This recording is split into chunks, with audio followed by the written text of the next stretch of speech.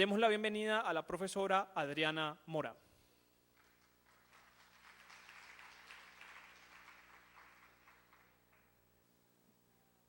Buenas tardes. Tranquilo, no me desagüe. ¿Cómo están todos? Listo, espero que hayan tenido un muy buen almuerzo en nuestra universidad y la hayan pasado bien, hayan disfrutado de todas las posibilidades de esparcimiento que uno puede tener al mediodía en la Javeriana.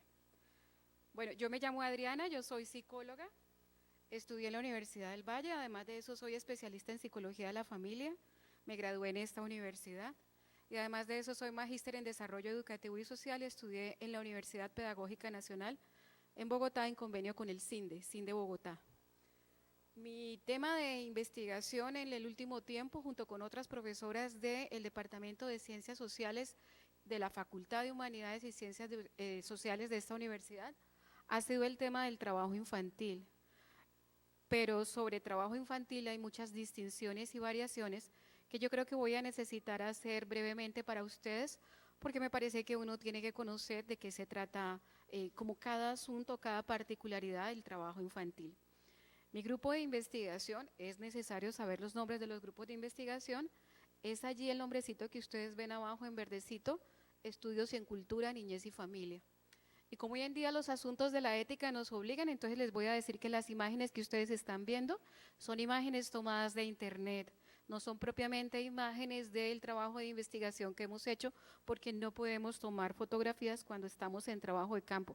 Al menos nosotras en el grupo lo hemos organizado así.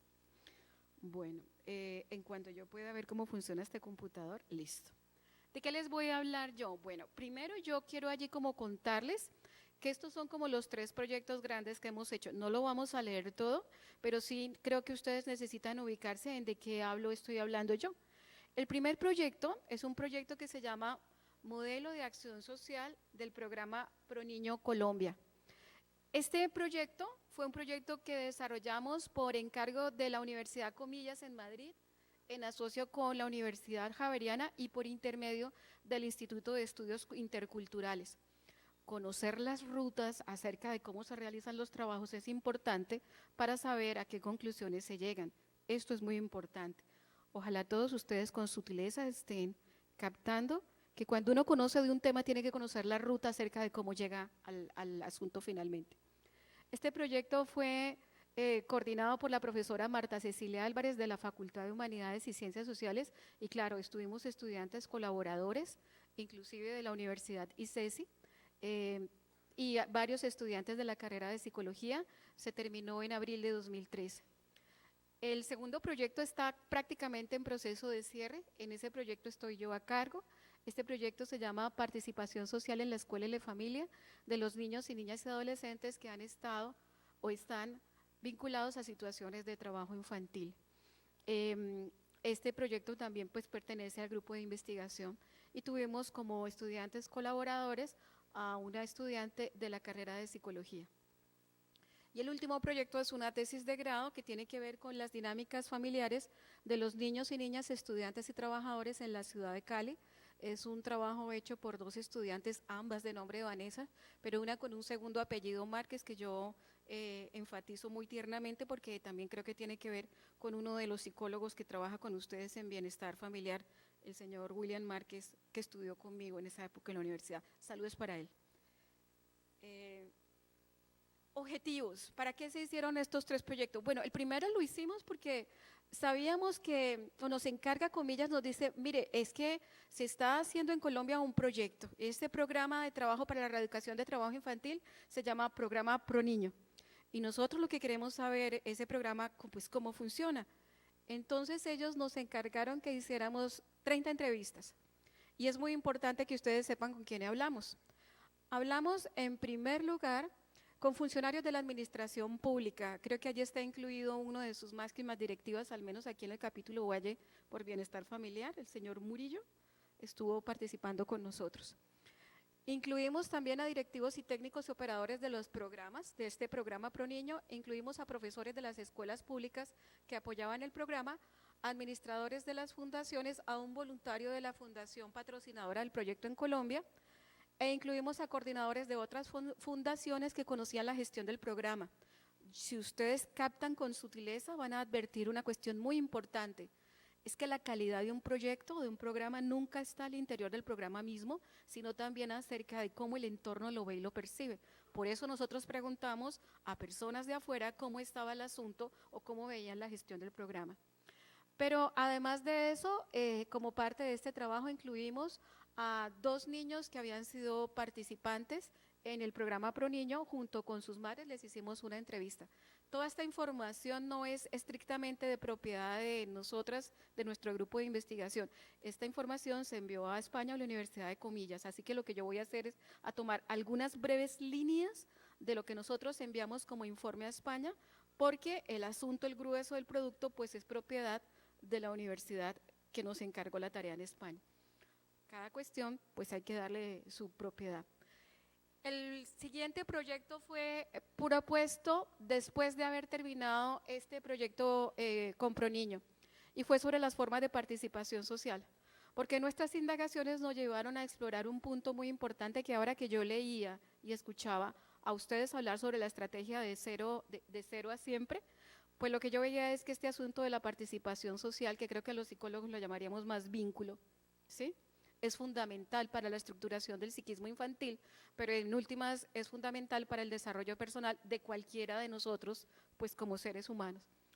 Entonces, por eso pensamos que era importante conocer sobre las formas de participación social, porque habíamos entendido, y la literatura nos mostraba, UNICEF lo plantea así, que cuando los niños no encuentran esas posibilidades de participación al interior de su escuela, es más fácil que el niño se desmotive con el proyecto educativo, y entonces el niño simplemente se ha empezado a participar esporádicamente en trabajo infantil, pues entonces el niño sencillamente decida, o más bien los propios padres decidan que el proyecto educativo, que la educación no es la mejor alternativa para el niño y abandonen la escuela. Ese solo pedacito ya que les he dicho, a mí me parece que es lo más sencillo y lo más simple para pensar qué pueden hacer ustedes como educadores, qué pueden hacer ustedes como profesionales cuando se trata de atender, pues no solamente temas de trabajo infantil, sino todo lo que tiene que ver con niños, niñas y adolescentes. En el último proyecto ya la pregunta era mucho más específica, es alrededor de cómo eran las dinámicas de los niños y niñas que al mismo tiempo trabajaban y estudiaban. ¿Por qué yo propuse ese tema de trabajo para mis estudiantes? Porque uno de los principales problemas para que el trabajo infantil exista tiene que ver precisamente con la valoración que hacemos del trabajo infantil. Casi que si cada uno de nosotros se pone aquí en un tono muy reflexivo, como averiguar y a memorar su propia infancia, su propia niñez, creo que todos nosotros nos daríamos cuenta que en algún momento tuvimos que trabajar, hicimos un trabajo en casa, porque la formación educativa que nos daban en la familia también implicaba que nosotros participáramos de muchas actividades en casa. Pues bien, esas pueden ser consideradas incluso formas de trabajo infantil, pero son formas de trabajo infantil en la cual el niño o la niña no pierde la escolarización, pero que indudablemente pueden tener un valor formativo bajo ciertas circunstancias, pero también podría suceder lo contrario.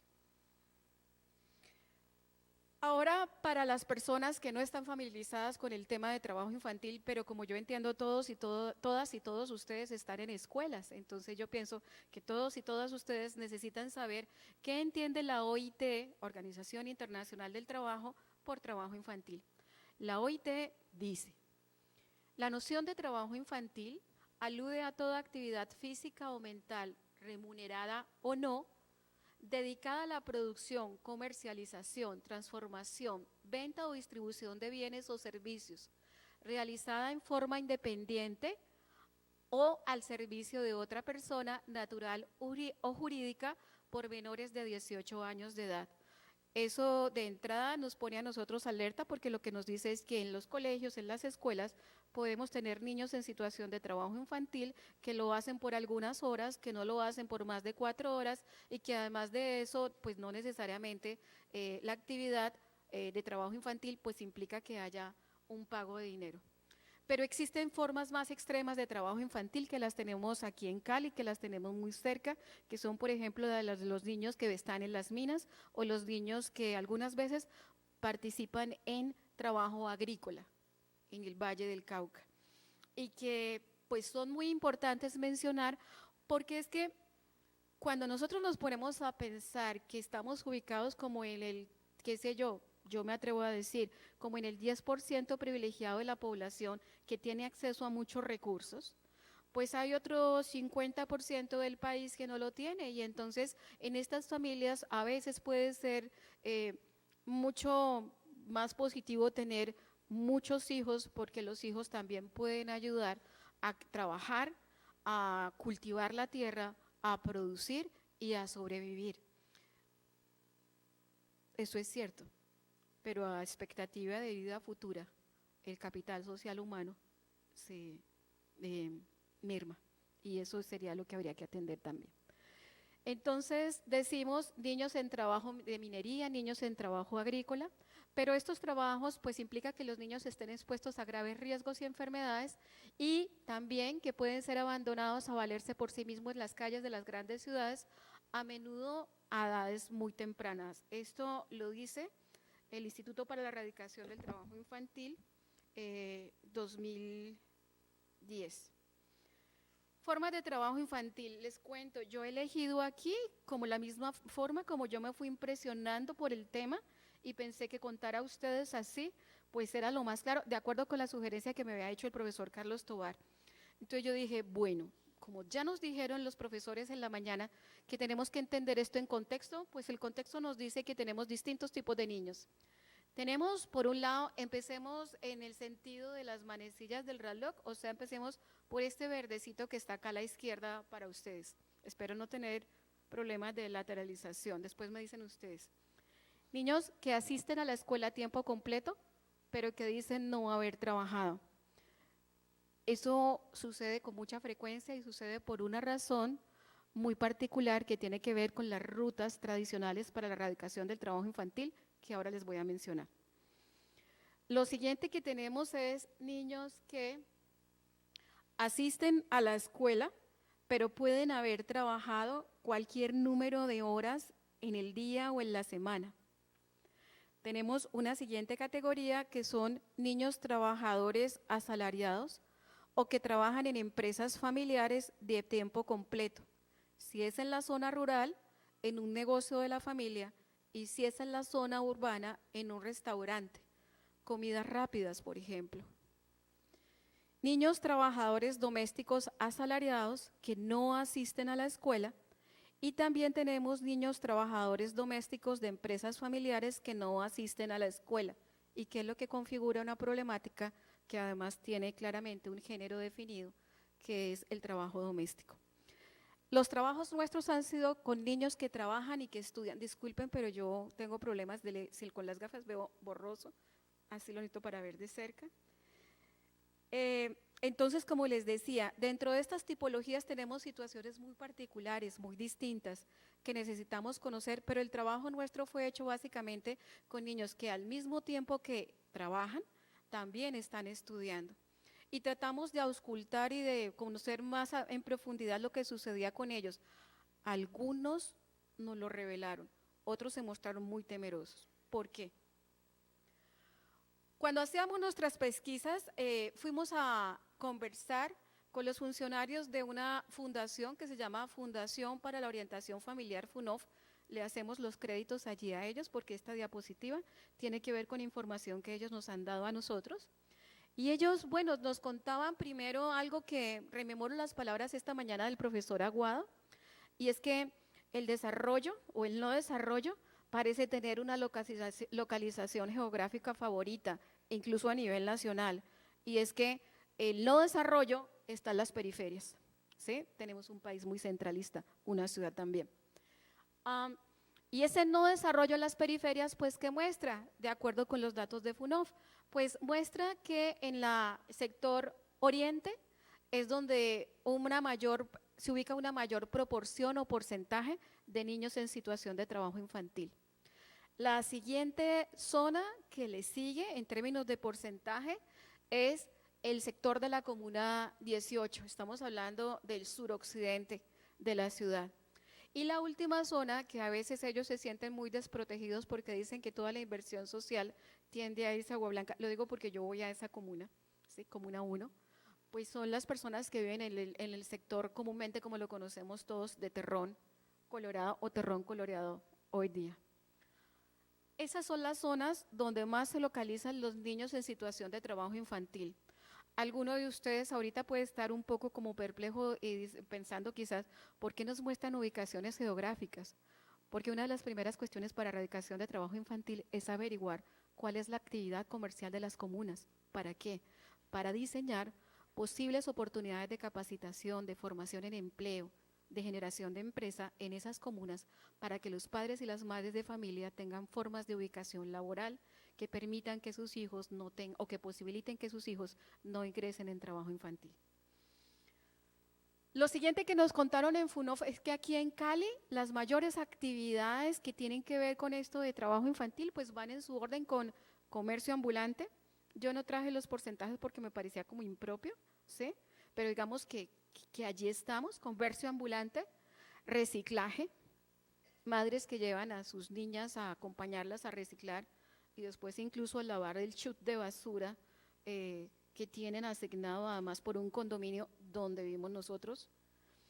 Las plazas de mercado, que todos nosotros sabemos que son los sectores, dicen los estudios, de mayor riesgo para cualquier persona en términos de salud, etcétera.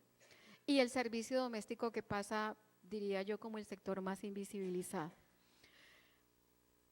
Para este problema de trabajo infantil hay dos rutas. Una ruta que ha sido como la ruta tradicional, se las voy a leer, está allí en el cuadrito en color rojo, ustedes me siguen también a mí, que es localizar a los niños en sus lugares de trabajo, inmediatamente retirarlos, llevarlos a hogares de paso, luego ponerlos en contactos con las defensorías o comisarías de familia o de menores para definir qué se va a hacer con ellos, y luego sí establecer las medidas de restablecimiento de los derechos y asignarlos a los programas de protección que corresponden.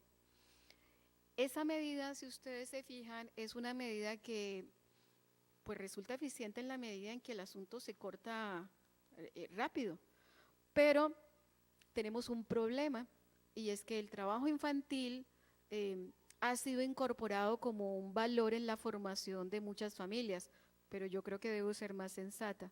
Es que hay dos cosas, es que una, el trabajo infantil existe porque hay pobreza, el trabajo infantil existe porque hay desempleo, pero el trabajo infantil también existe porque hay padres y madres muy preocupados con formar a sus hijos. ¿Sí me comprenden? Es una situación muy ambigua, porque una mamá no necesariamente está teniendo una mala idea al llevar a su hija a un chute de basura, ella quiere educar, pero ella necesita aprender de otra forma de educar a su hija. La propuesta que hace FUNOF es que entonces, en lugar de pensar en esta medida que resulta como eficiente, sí, pero muy taxativa, es más trabajar alrededor de la formación incluso de la comunidad, y allí se incluyen los empleadores, se incluyen las familias, se incluyen los maestros y se incluyen los niños. Entonces, ¿qué dicen ellos que sería sensato hacer? Primero, que identifiquemos las zonas de trabajo infantil por sectores en la ciudad, que luego nos acerquemos a el entorno o al mundo de los niños y adolescentes para conocer sus dinámicas relacionales, cosa que es difícil porque con esa variedad de niños que tenemos, pues ya sabemos que hay unos de ellos que no precisamente van a ser de fácil acceso porque muchos están temerosos de que la medida sea sancionatoria para con sus padres. Debo decirles que esa es la principal dificultad que hemos tenido en el segundo proyecto y en el trabajo de grado, acceder a los niños, porque los niños en general, a veces diríamos que hasta son instruidos por sus propios padres de ocultar la situación de trabajo infantil. Creo que si el niño y la familia se relaciona con el asunto de trabajo infantil como una gran falta, pues es porque en nuestras formas de educación de la comunidad acerca del problema de trabajo infantil, pues necesitan tener unos cambios. Y cuando yo digo esos cambios es simplemente educar alrededor de las creencias que, digamos, como que ensalzan el trabajo infantil como una alternativa educativa, digamos, excelsa o perfecta, digamos, más bien. Lo siguiente es que necesitamos emprender entonces ese proceso educativo con los niños, niñas y adolescentes frente a la promoción y proyección de sus derechos. Eso dicho por nosotros los académicos, yo creo que a ustedes que son los que hacen el trabajo en campo allá afuera, no nosotros, pues debe sonar como muy simple para alguno de ustedes. Yo voy a intentar que no suene simple. Yo lo que quiero que ustedes capten es que cuando uno habla de promoción y restitución de derechos, está hablando literalmente de formas de participación, de intercambio. Algo así como dónde están las investigaciones, donde todos juntos nos sentamos a hablar y los niños también pueden decir lo que ellos piensan y lo que ellos sienten. Claro, para que eso sucediera, todos nosotros tendríamos que estar muy preparados como para poder escuchar las críticas y los cuestionamientos que surgen, como cuando uno entra a un salón de clase y tiene estudiantes jóvenes de psicología y hacen un cuestionamiento de su propio trabajo. Lo siguiente es que en lugar de arrancar al niño de su lugar de trabajo, pues la idea y la propuesta que hace esta fundación es de invitar a participar a los niños. Y en esta invitación, pues sí ya viene toda la labor como de convicción y de acercamiento. Por eso digo, no es un arrancar, sino es un proponer, es un invitar. Ustedes van a decir, Adriana, pero eso para nosotros no es nuevo. Y yo digo, yo creo que está muy bien que no sea nuevo. Creo que cuando ustedes hablan de en la política pública de familia, del modelo de familia solidaria, todo el esquema de familia solidario estamos montados sobre estas ideas. Por eso, esta mañana, cuando la señora de Bienestar Familiar que está allá al fondo exponía el tema y decía, nosotros ya tenemos el asunto, yo creo que es así, el asunto de la política pública de familia traza muchas rutas acerca de qué hacer, pero desde la perspectiva de los niños y de los padres de familia hay algunos ajustes que faltan. Lo siguiente entonces es construir una línea de base para los niños y luego ubicar a los niños trabajadores a través de visitas domiciliarias para vincularlos a los programas de protección. Si eso es así, entonces yo quiero que ustedes vean ese cuadro por demás complejo, esos círculos por demás complejo, que simplemente lo que hacen es atender y a decirles a ustedes eso que ustedes han dicho esta mañana en palabras como trabajo o intervención multisectorial. ¿Eso qué quiere decir? Que tenemos un problema de trabajo infantil que no depende únicamente de buenos hábitos, digamos, de estudio, o que no depende únicamente de la familia, o que no depende únicamente de los compañeros y amigos, sino que depende de los empleadores. Si ya sabemos que los empleadores están en las galerías, en las plazas de mercado, o sabemos que los empleadores están en el sector servicios, o están en los parqueaderos, o están en los talleres de mecánica, o están en las minas, o están en los sembrados, pues podemos ir también a hablar con ellos, a invitarlos con ellos, a tener una reunión con ellos para este asunto de la erradicación o la regulación de trabajo infantil. Sobre eso tengo un detalle que decir, es que en nuestras indagaciones acá nunca se atravesó el tema del control sobre el trabajo adolescente, porque la norma colombiana dice que en Colombia un muchachito puede trabajar con permiso de los papás después de los 14 años. Después de los 18 años puede tener permiso y antes de los 14 con permiso lo puede hacer. Sin embargo, pues aquí lo que diríamos es que los niños, los muchachos adolescentes, pues difícilmente tienen como esas medidas de control. Paso aquí brevemente porque siento que el reloj ya se puso rojo, simplemente para decirles esto como mi última diapositiva. Mi última diapositiva es, esta es la propuesta. Esta es la propuesta de todas estas investigaciones.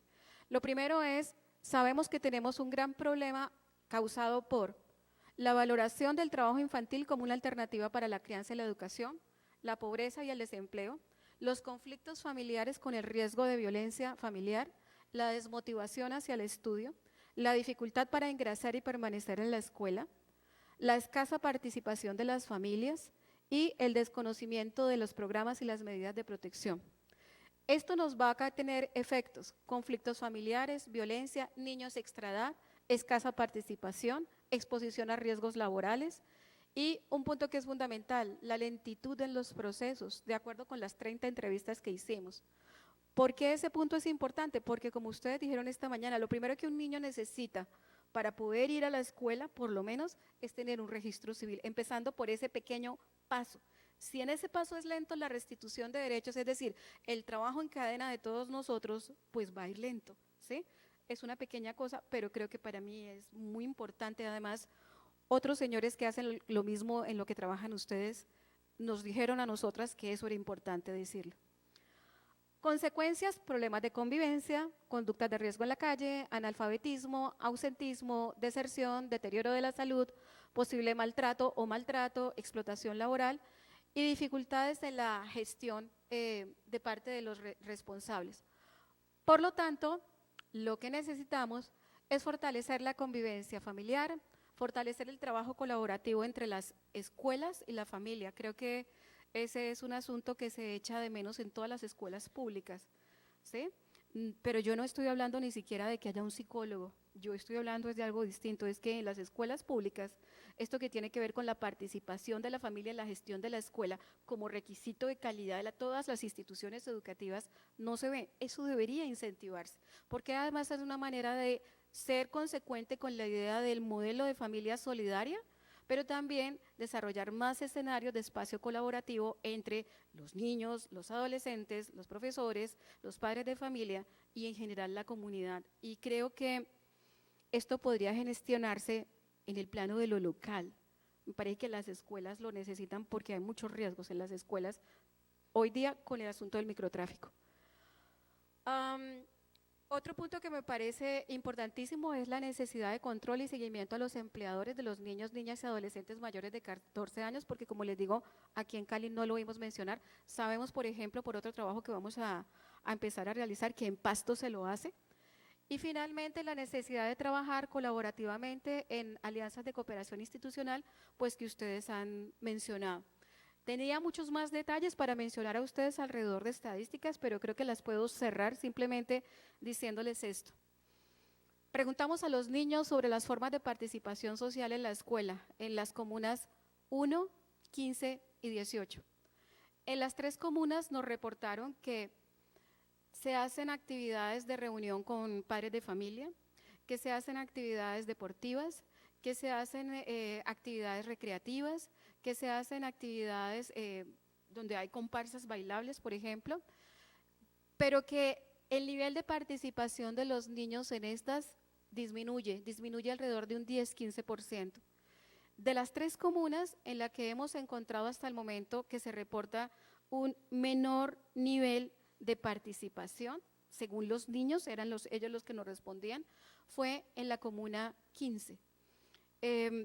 Cuando yo digo comuna 15, no me lean todos los colegios o todas las instituciones, todas las sedes de instituciones educativas en Cali. Elegimos una institución educativa en la comuna y en esa buscamos aquella donde los niños entre 10 y 16 años asistieran. Y con estos niños, aquellos que querían hacerlo y que sus papás firmaban la declaración de consentimiento informado, con ellos fue que trabajamos, porque ustedes también saben que por ley nosotros también como investigadores y profesionales tenemos también el deber de pues, respetar. Eso también forma parte de, digamos, el comportamiento, la formación ética de un investigador. Hasta aquí. Muchas gracias.